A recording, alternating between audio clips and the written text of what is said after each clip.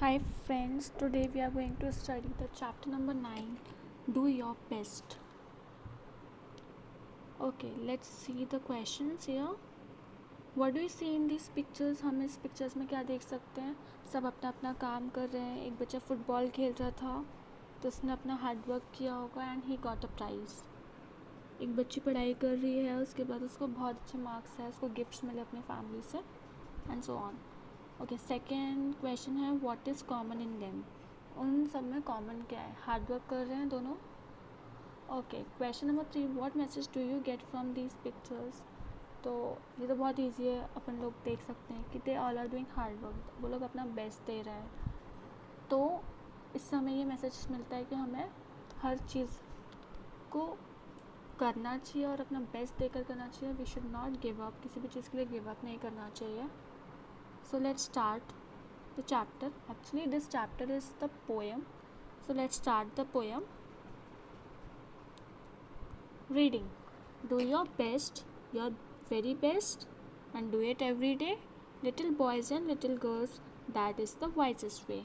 तो यहाँ पे पोएट क्या बोल रहे हैं कि हमें अपना बेस्ट देना चाहिए, बहुत ज़्यादा बेस्ट देना चाहिए एंड रोज़ देना चाहिए. ये नहीं कि एक ही काम में दे रहे हैं हम लोग को, हर चीज़ में, हर काम में बेस्ट देना चाहिए. छोटे बच्चे, दिस इज़ द वाइडेस्ट वे. तो ये वाइजेस्ट वे, सबसे अच्छा वे है कोई भी काम करने का, राइट. तो okay, now will come to the second paragraph. What works comes to your hand at home और at your school, do your best with right good will, it is a golden rule. Okay, तो क्या बोल रहे poet कि कोई भी काम आए आपके सामने, चाहे वो घर का हो या स्कूल का, अपना बेस्ट देकर करना चाहिए और सही नीयत से करना चाहिए, राइट गुडविल से करना चाहिए, पॉजिटिव वे से करना चाहिए. तो this is the golden rule. तो ये क्या है? ये गोल्डन रूल है. Coming to the third paragraph. For the who always does his best will better grow, but he who shakes or slides his task lets all the better go. तो क्या होता है? पोएट इसमें बोल रहे हैं कि जो हमेशा अपना बेस्ट देता है, जो हमेशा हर चीज़ अच्छे से करता है, his best will better grow, वो हमेशा सक्सेस को हासिल करेगा, वो हमेशा ग्रो करेगा. बट जो नहीं करता, जो पीछे हट जाता है, तो वो कभी सक्सेस को पा नहीं सकता, वो कभी ग्रो नहीं करेगा, वो हमेशा डाउन डाउन जाएगा और उसका टाइम, उसकी अपॉर्चुनिटी ऐसे ही निकल जाएगी. Okay, coming to the next. What if your lesson should be hard, you need not yield to sorrow. और तो पोएट क्या बोल रहे हैं कि अगर आपके लेसन्स हार्ड भी हैं, अगर कोई काम बहुत हार्ड भी है, तो आपको गिव अप नहीं करना चाहिए, आपको थकना नहीं चाहिए. You should do your best. You need not yield to sorrow. और ना आपका सैड होना चाहिए कि ये मुझसे नहीं हो रहा है. आपसे जितना हो सकता है यू शुड डू इट. बिना करे आप बोल दोगे कि नहीं ये तो मुझसे होगा ही नहीं, तो that's not good. For he who bravely works today his task grow bright tomorrow.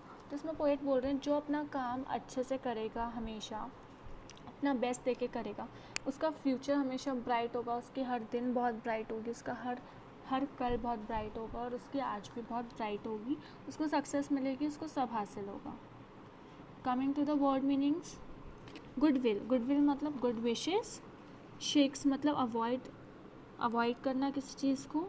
Slides, take slightly, बहुत लाइटली लेना कि ठीक है हो जाएगा, हल्के में लेना. ईल्ड मतलब सरेंडर, गिव अप करना. सॉरो अनहैप्पीनेस, सैड होना. Bravely in a brave manner. Task pieces of work. Grow to become bigger. तो ग्रो होना मतलब आगे बढ़ना, बड़ा होना. Okay, here our word meanings are over. Now will come to the comprehension. In this, answer the following question. Number 1 is, okay, जिनको लिखना है they can write also, I am dictating it.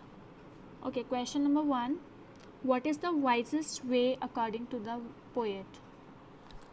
तो इस क्वेश्चन क्या बोल रहा है कि वाइजेस्ट वे कौन सा है पोएट के according. So write the answer. Do your best every day is the wisest way according to the poet. Full stop. तो ये आंसर हो गया.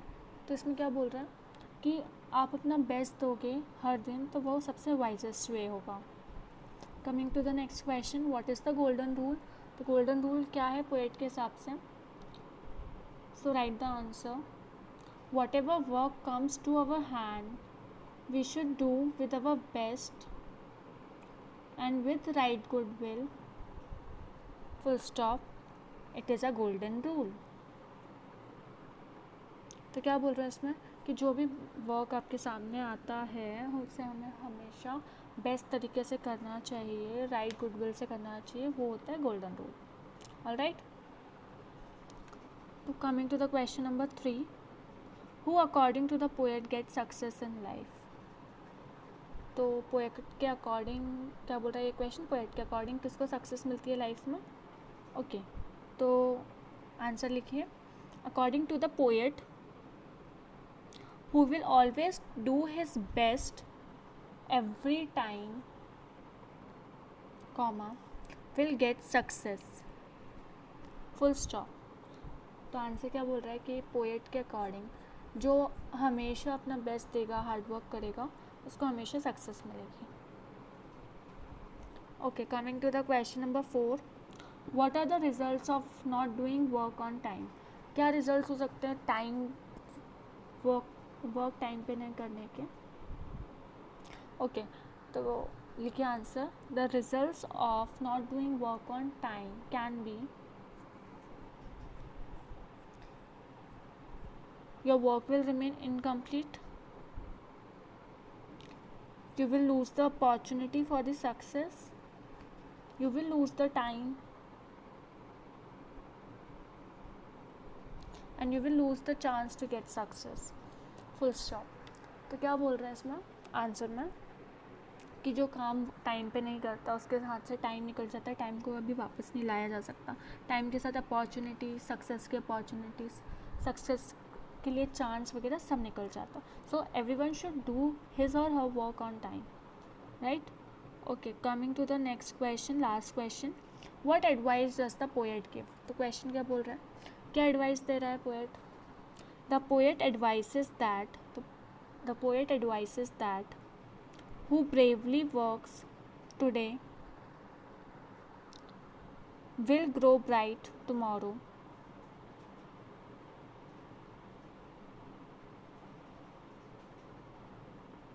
Full stop.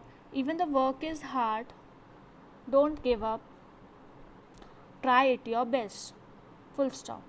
तो इसमें क्या बोला जा रहा है आंसर में कि पोएट एडवाइस कर रहे हैं कि हमें हमेशा ब्रेव होके काम करना चाहिए और अपना बेस्ट देना चाहिए. ये हमारा फ्यूचर ब्राइट करेगा, हर कल हमारी ब्राइट होगी. और इवन अगर कोई चीज़ हार्ड है तो we should not give up. Okay, here the question answers are over. Now we will come to the vocabulary. Number first, circle the pair of opposite words. तो हमें सेंटेंसेस में दो वर्ड्स, अपोजिट वर्ड्स सर्कल करना है. Coming to the first sentence, number 1, a stone is not soft, it is hard. तो circle soft को करो और हार्ड को करो. I keep my room tidy and I don't want to make it untidy. तो tidy and untidy को circle करो.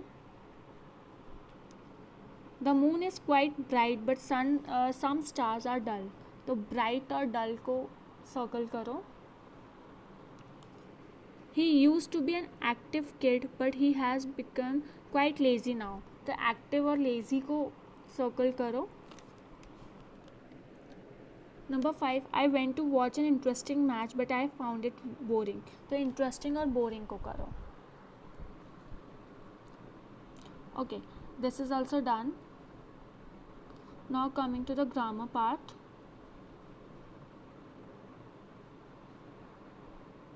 Okay, read the sentences given below. तो एक्चुअली कनेक्टिंग वर्ड्स ढूंढना है हमें. What are the connecting words? Connecting words क्या होते हैं? जो दो सेंटेंसेस या दो फ्रेजेस को या दो क्लॉजेस को ज्वाइन करता है, that is known as connecting words. तो क्या दिया हुआ है यहाँ पे नीचे ब्लू वर्ड्स में पढ़ते हैं. In the above sentences each sentence has 2 parts joined with the connecting words. The first sentence has the following 2 parts when the above 2 sentences are joined with a connector. Okay. Number 1 is I opened the window and looked outside. तो I open the window and looked outside, दो अलग अलग चीज़ें and से इसको connect कर गए. So please and को अंडरलाइन कर लीजिए. And is the connector in this. Next second one, they ran fast but miss the train. तो दे रैन फास्ट, वो लोग जल्दी दौड़े फिर भी उन्होंने मिस कर दी ट्रेन. तो but, BUT but. Okay, question number 3, you can have a sandwich और अ फ्रूट. तो आप या तो सैंडविच ले सकते हो या फ्रूट. तो और is the connector here.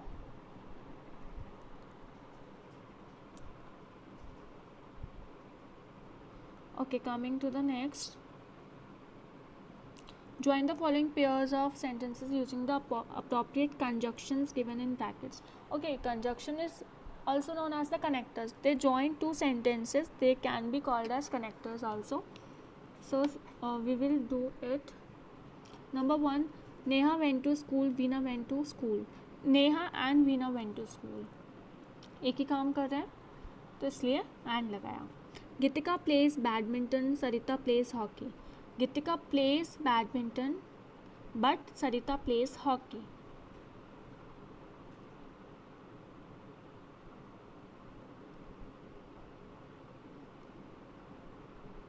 Number 3, Mohan visited a zoo. Mohan saw a lion in a cage. Mohan visited a zoo and saw a lion in a cage. He is clever, she is hardworking. So he is clever and she is hardworking. You can take a bus or a train. You can wear a raincoat or carry an umbrella. Okay, we have done with this chapter. Okay, thank you guys for watching it. हम आगे मिलेंगे आपसे ऐसी और videos में.